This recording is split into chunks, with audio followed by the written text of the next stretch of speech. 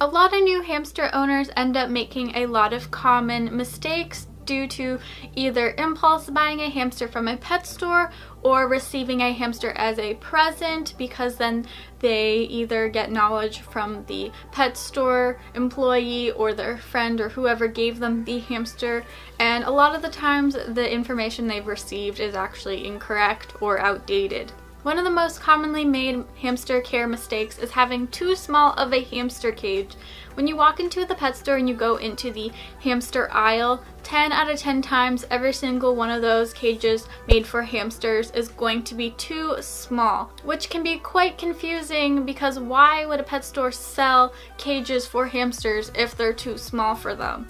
Well, it's because most of these companies making hamster cages are not caring about the hamster's well-being. They will make these cages super cute and fun colored and have a lot of extras like added lights and things so that people just want to buy them for their kids, kind of as toys almost. They don't really care about the hamster's well-being. All species of hamster require a bare minimum of 450 square inches of floor space. Even that I find is quite small for a hamster.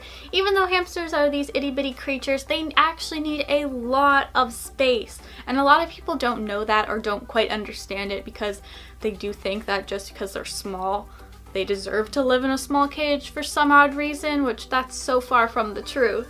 If you would like to learn about more suitable hamster cages or where to get them, what types to buy, I have a ton of videos on hamster cage size. I will leave them all linked in the description bar.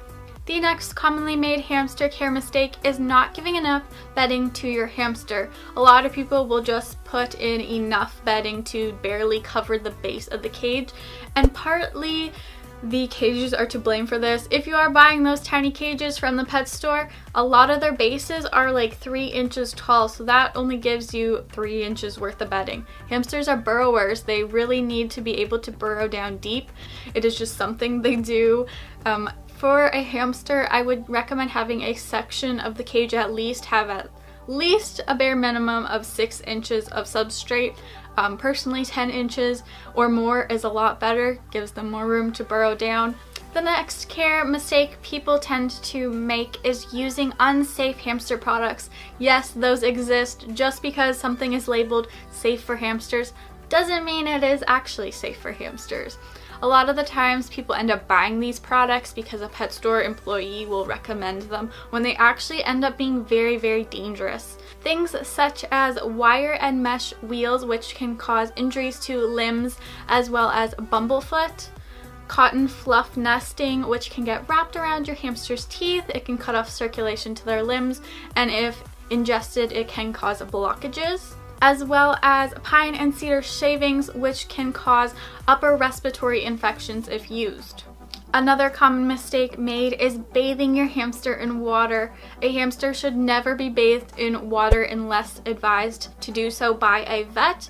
When you bathe a hamster in water with the soap in the water, you are really wrecking the oils in their coats, as well as if they don't get properly dried off, they can go into shock and die. Hamsters are like cats. They groom themselves all the time to keep their coats nice and kept up, so they really don't need to be bathed. If you would like to help your hamster bathe, then you can actually give them a sand bath, which I have a whole video on, and I'll also leave that linked in the description bar. The next mistake people seem to make is housing a male and female hamster together. You should never house a male and female hamster under any circumstances together. Hamsters in general actually are fairly solitary and they should be just housed by themselves. It seems to be that there's a lot of people who think if you have a brother and sister hamster that they're not going to want to breed. But hamsters and all animals actually, they don't have the same morals that humans do. Therefore, they're gonna breed no matter what because they're male and female and that's what they're supposed to do. So please don't be housing hamsters together or male and female together at all. And the last commonly made mistake is not having a vet fund for your hamster. Just like any other pet, a hamster deserves to get the vet care it needs when it needs it. If your hamster is sick, it needs to see a vet. You can't just let them sit there and suffer because some reason people think they're disposable pets, you can just buy a new one. It's still a living, breathing creature with value to its life. It still needs to see a vet to be taken care of. It's not a disposable toy. This is one of the reasons I actually don't recommend hamsters for children, because a lot of the times parents are unwilling to take a hamster to a vet because it's just a hamster. And then children usually don't have jobs, so it's very hard for them to earn any money to take them to the vet. Therefore, the hamster ends up getting sick and has to suffer and then ends up dying. This is why I recommend you have a vet fund. You can save a couple of dollars every month and put that away for your vet fund, or you can even get pet insurance. Don't forget that mistakes are okay to make as long as you change them. Everybody makes mistakes. It's whether or not we decide to take action and we change how we do things. That kind of determines the difference between a good pet owner and a bad pet owner. A bad pet owner will find out they're making mistakes and they will refuse to change how they care for their pet. So yeah guys, I hope this video has helped any new hamster owners, or maybe hamster owners that just haven't researched enough. So yeah, thank you for watching. Bye!